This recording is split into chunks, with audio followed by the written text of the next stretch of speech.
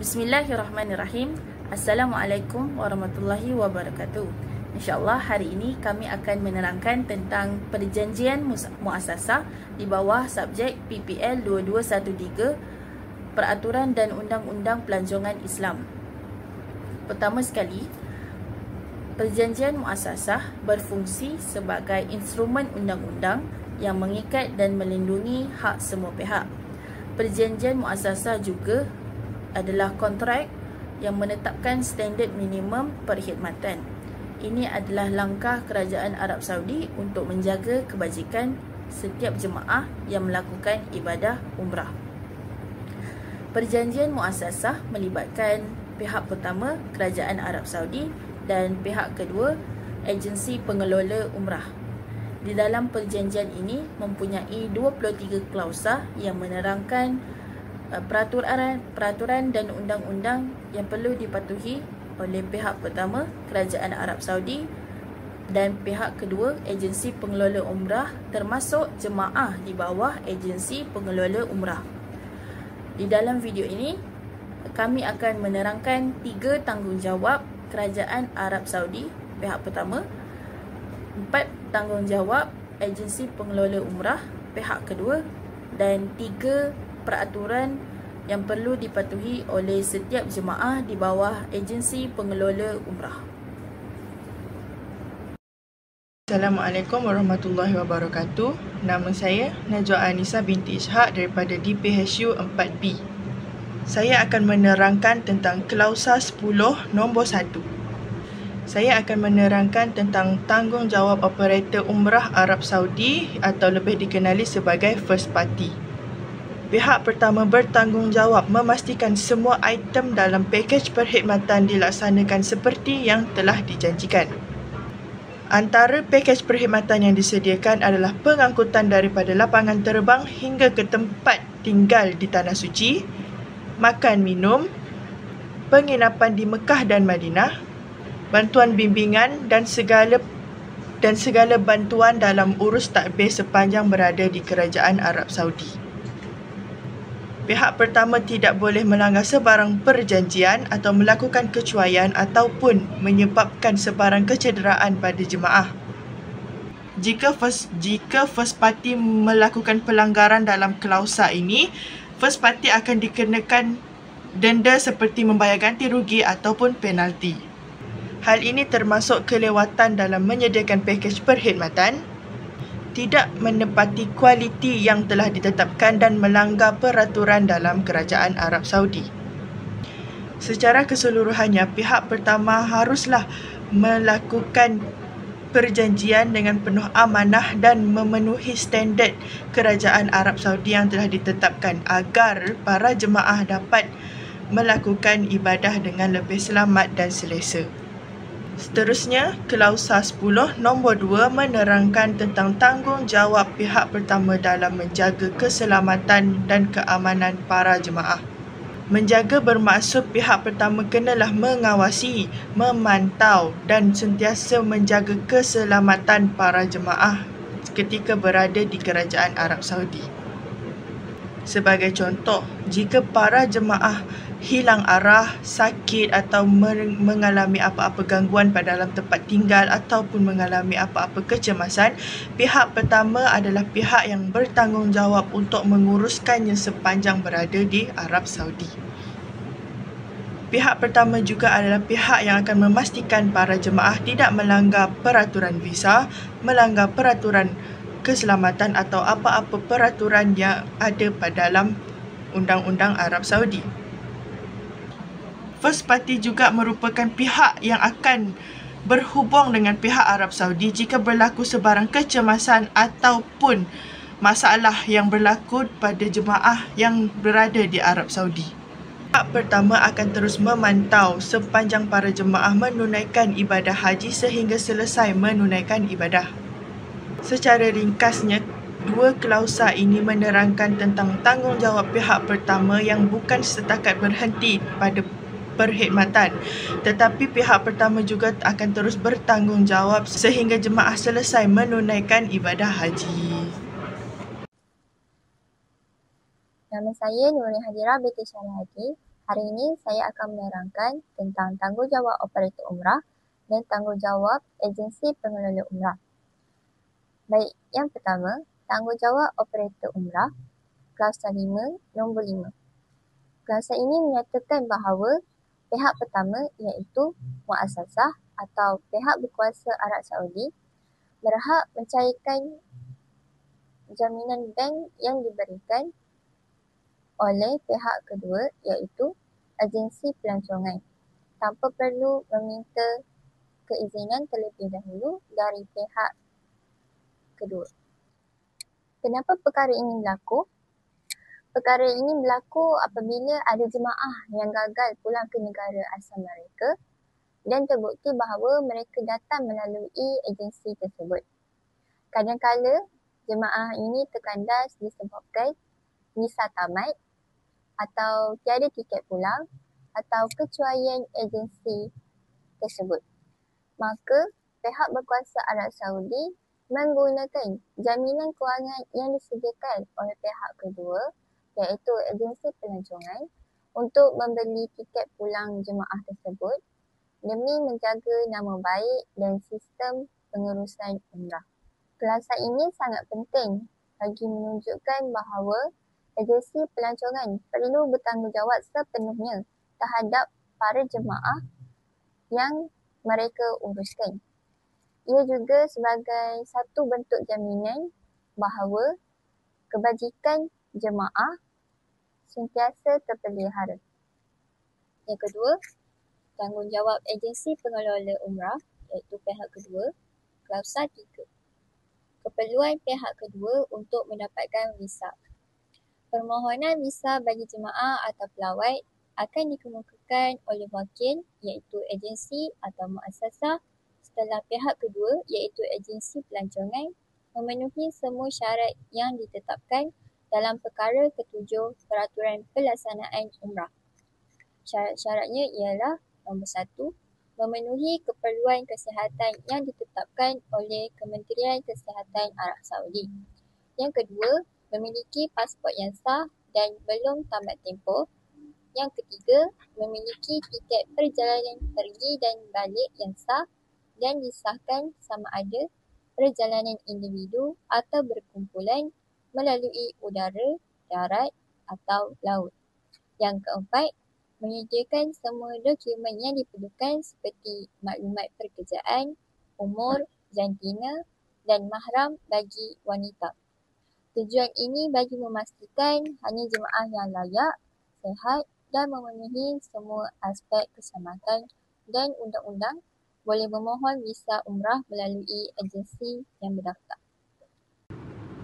Kesimpulannya, kedua-dua pihak iaitu pihak muassasah dan agensi pelancongan perlulah mematuhi syarat dan peraturan yang ditetapkan agar pengurusan jemaah berjalan dengan lancar, teratur dan selamat. Pematuhan ini penting bagi menjaga kebajikan jemaah, mengelakkan kecuaian serta memastikan setiap urusan visa, perjalanan dan pulang ke negara asal tidak menimbulkan sebarang masalah. Assalamualaikum, saya Aini Farzana dari DPHU 4A akan menerangkan dua tanggungjawab agensi pengelola umrah atau dipanggil second party. Pertama, klausa 4 nombor 3 dalam perjanjian muassasah menyatakan bahawa pihak kedua tidak dibenarkan untuk memberi sebarang perkhidmatan di tanah haram. Klausa ini menyatakan bahawa pihak kedua tidak dibenarkan untuk memberi sebarang bentuk perkhidmatan di tanah haram sama ada kepada jemaah di bawah sediaan sendiri maupun jemaah daripada pihak lain. Ini termasuk perkhidmatan seperti bimbingan ibadah, pengurusan penginapan, pengangkutan, jualan barangan atau sebarang urusan lain yang melibatkan keuntungan tanpa kebenaran bertulis daripada pihak pertama.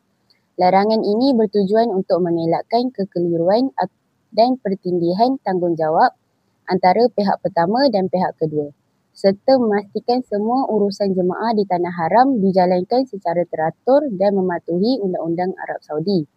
Sekiranya pihak kedua didapati melanggar klausa ini, pihak pertama berhak untuk mengambil tindakan seperti pembatalan kontrak, penarikan semula kebenaran operasi atau tindakan disiplin yang lain yang bersesuaian. Klausa ini juga menegaskan bahawa segala urusan di tanah haram hendaklah diserahkan sepenuhnya kepada wakil sah iaitu pihak pertama bagi menjaga imej dan memastikan kebajikan jemaah sentiasa terpelihara. Kedua, Klausa 11 nombor 19, pihak kedua perlu memastikan jemaah datang hanya untuk umrah, bukan untuk perubatan, melawat saudara mara atau urusan peribadi. Klausa ini menetapkan bahawa pihak kedua bertanggungjawab memastikan semua jemaah yang dibawa datang ke Tanah Suci adalah semata-mata untuk menunaikan ibadah umrah dan bukan bagi tujuan lain sama ada bekerja atau menjalankan urusan peribadi yang tidak berkaitan dengan ibadah. Tanggungjawab ini penting bagi memastikan niat dan tujuan perjalanan ke Tanah Suci masih kekal dan berlandaskan ibadah. Sekiranya jemaah mempunyai niat lain selain daripada menunaikan umrah, ia boleh menjejaskan status visa umrah yang diberikan oleh Kerajaan Arab Saudi serta menimbulkan masalah kepada pihak muassasah dan pihak berkuasa tempatan. Pihak kedua juga perlu memberikan penerangan yang jelas kepada jemaah sebelum berlepas tentang syarat-syarat visa umrah termasuk larangan menggunakan visa tersebut untuk sebarang urusan lain. Segala maklumat dan pengesahan daripada jemaah hendaklah direkodkan bagi tujuan pemantauan dan pematuhan terhadap peraturan semasa. Selain itu, pihak kedua perlu memastikan setiap jemaah mematuhi garis panduan yang ditetapkan oleh pihak pertama dan pihak berkuasa Arab Saudi bagi menjaga reputasi syarikat serta mengelakkan sebarang tindakan undang-undang. Assalamualaikum warahmatullahi wabarakatuh. Nama saya Nur Aisyah binti Hamizi dari kelas di PHU 4A. Saya akan menerangkan tentang tanggungjawab agensi pengelola umrah iaitu Sekempati serta peraturan kerajaan Arab Saudi ke atas jemaah agensi pengelola umrah. Bagi tanggungjawab agensi pengelola umrah dalam Klausa 8 nombor 3, pihak kedua hendaklah bertanggungjawab sepenuhnya terhadap pemilihan jemaah umrah dengan baik serta memaklumkan kepada semua tentang peraturan dan arahan Arab Saudi. Berdasarkan klausa ini, tanggungjawab sepenuhnya diberikan kepada pihak kedua, iaitu agensi pengelola umrah. Mereka perlu memastikan setiap jemaah yang dipilih benar-benar layak dari segi kesihatan, kemampuan serta pengetahuan asas tentang ibadah haji. Selain itu, agensi juga wajib memberi penerangan kepada semua jemaah mengenai peraturan dan arahan Kerajaan Arab Saudi supaya tidak berlaku sebarang kesalahan semasa berada di Tanah Suci. Sebagai contoh, sebelum berlepas ke Mekah, pihak agensi biasanya akan mengadakan taklimat khas untuk semua jemaah. Dalam taklimat itu, mereka akan menerangkan larangan-larangan tertentu seperti tidak boleh mengambil gambar di kawasan tertentu, perlu menjaga adab di Masjidil Haram serta mematuhi peraturan keselamatan yang ditetapkan di Arab Saudi. Dan langkah ini penting bagi memastikan semua jemaah lebih bersedia dan memahami tanggungjawab mereka. Oleh itu, seperti yang tertulis dalam Klausa 8 nombor 3, agensi memainkan peranan penting untuk memastikan perjalanan ibadah umrah berjalan dengan lancar serta mengikut peraturan yang ditetapkan oleh Kerajaan Arab Saudi. Seterusnya, pada peraturan Kerajaan Arab Saudi ke atas jemaah agensi pengelola umrah dalam Klausa 12D, jemaah tidak boleh tinggal di Arab Saudi untuk menunaikan ibadah haji atas apa jua alasan. Klausa ini merupakan peraturan yang dikeluarkan oleh Kerajaan Arab Saudi bagi mengawal kemasukan jemaah ke Tanah Suci. Ia bermaksud jemaah yang datang dengan visa umrah tidak dibenarkan tinggal lebih lama untuk menunaikan ibadah haji tanpa kebenaran rasmi.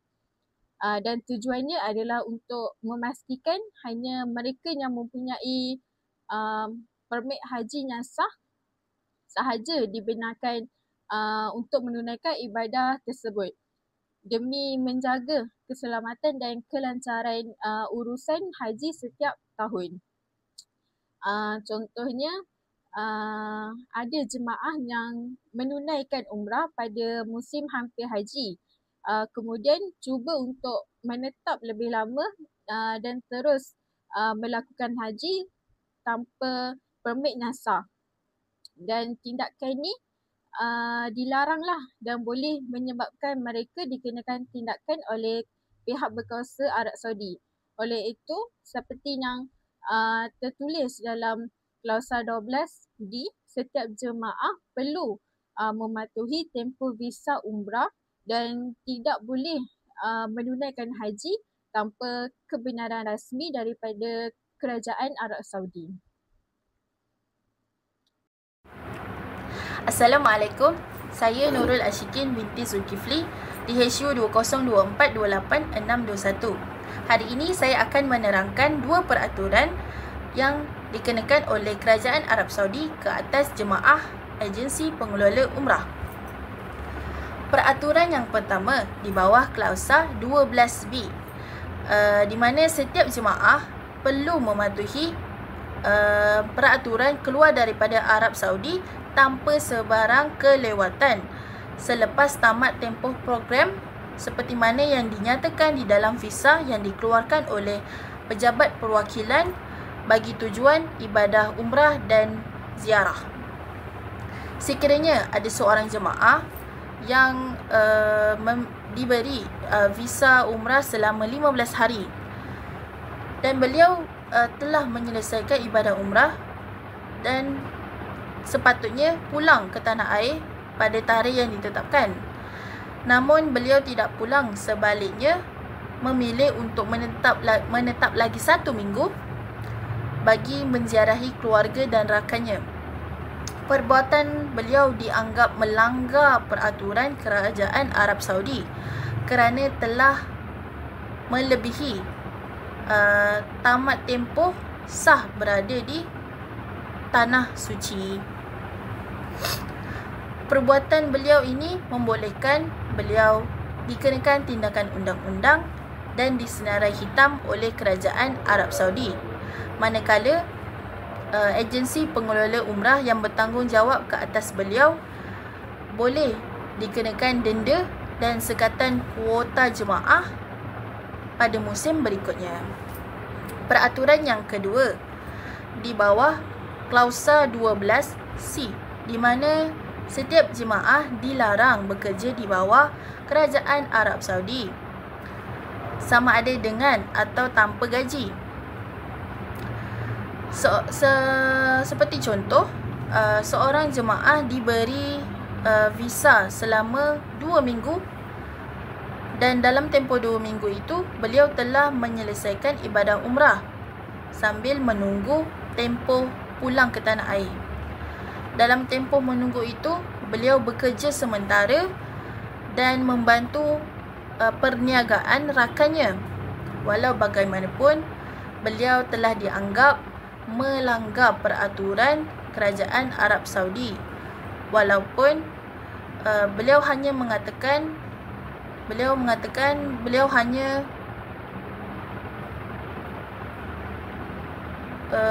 membantu rakannya dan tidak menerima sebarang gaji. Perbuatan ini tetap salah kerana setiap jemaah dilarang bekerja seperti yang dinyatakan di dalam klausa. Dan perbuatan ini menyebabkan jemaah ditahan dan dihantar pulang terus ke tanah air oleh Kerajaan Arab Saudi. Manakala agensi pengelola umrah yang menguruskan jemaah ini boleh dikenakan sekatan lesen dan sekatan kuota jemaah bagi musim berikutnya. Jadi, kesimpulannya, setiap jemaah umrah perlu mematuhi semua peraturan yang dibuat oleh Kerajaan Arab Saudi. Patuhan ke atas peraturan ini bukan hanya untuk menunjukkan tanggungjawab sebagai tetamu Allah, tetapi demi menjaga nama baik negara di pesada di peringkat antarabangsa. Sekian, terima kasih.